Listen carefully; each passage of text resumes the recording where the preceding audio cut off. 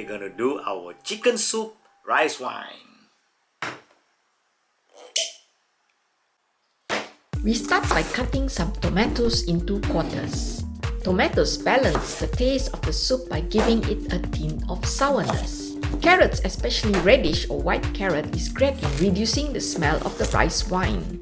Use them if you find the rice wine smell too strong for your taste. Place all the vegetables in a pot with some dried shiitake mushrooms. We need to pan fry our chicken to give it color.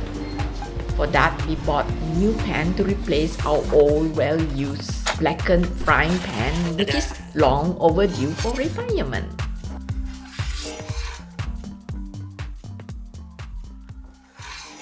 Start by cutting an onion and some garlic. Ginger is an important element and a must in this recipe. It gives the dish a peppery taste and helps to increase the heaty properties of the rice wine chicken soup. Place the chicken pieces with the herbs on the pan with a bit of oil. We will pan fry the chicken until brown but not thoroughly cooked. You can skip this step if you prefer a shorter process.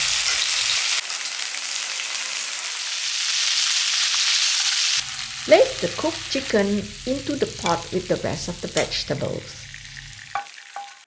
Add 500 ml of rice wine and enough water to cover all the ingredients.